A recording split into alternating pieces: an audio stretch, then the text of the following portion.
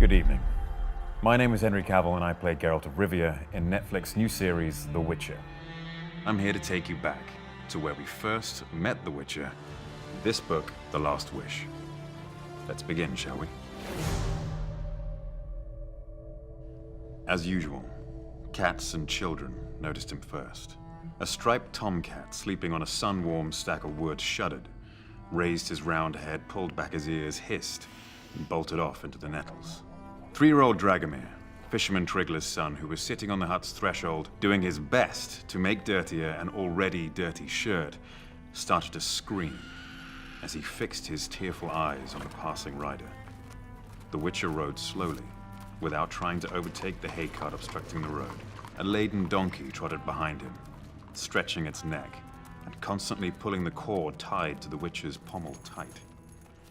In addition to the usual bags, the long-eared animal was lugging a large shape, wrapped in a saddlecloth on its back.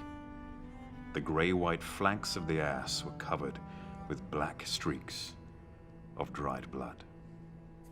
The stranger was not old, but his hair was almost entirely white. Beneath his coat, he wore a worn leather jerkin laced up at the neck and shoulders. As he took off his coat, those around him noticed that he carried a sword. Not something unusual in itself.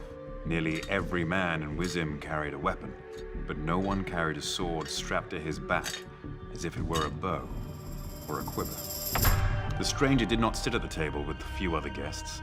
He remained standing at the counter, piercing the innkeeper with his gaze.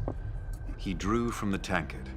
"We'll give you a hand," the pockmarked man hissed. He knocked the tankard from the stranger's hand and simultaneously grabbed him by the shoulder, dug his fingers into the leather strap which ran diagonally across the outrider's chest. One of the men behind him raised a fist to strike. The outsider curled up on the spot, throwing the pockmarked man off balance. The sword hissed in its sheath and glistened briefly in the dim light. The place seethed. There was a scream, and one of the few remaining customers tumbled towards the exit. A chair fell with a crash and earthenware smacked hollowly against the floor. The innkeeper, his lips trembling, looked at the horribly slashed face of the pocked man, who, clinging with his fingers to the edge of the counter, was slowly sinking from sight. The other two were lying on the floor, one motionless, the other writhing and convulsing in a dark, spreading puddle. A woman's hysterical scream vibrated in the air, piercing the ears as the innkeeper shuddered, caught his breath, and vomited. The stranger retreated toward the wall, tense and alert. He held the sword in both hands, sweeping the blade through the air. No one moved.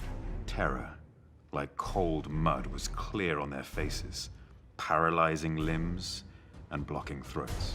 3 guards rushed into the tavern with thuds and clangs. They must have been close by. They had truncheons wound with leather straps at the ready, but at the sight of the corpses, drew their swords. The Rivian pressed his back against the wall, and with his left hand, pulled a dagger from his boot. "Throw that down," one of the guards yelled with a trembling voice. "Throw that down, you thug, you're coming with us." A second guard kicked aside the table between himself and the Rivian. "Go get the men, Tresca," he shouted to the third guard, who had stayed closer to the door. "No need," said the stranger, lowering his sword. "I'll come by myself." "You'll go, you son of a bitch, on the end of a rope," yelled the trembling guard. "Throw that sword down or I'll smash your head in." The Rivian straightened. He quickly pinned his blade under his left arm, and with his right hand raised towards the guard, swiftly drew a complicated sign in the air. The clout nails which studded his tunic from wrists to elbow flashed. The guards drew back, shielding their faces with their arms.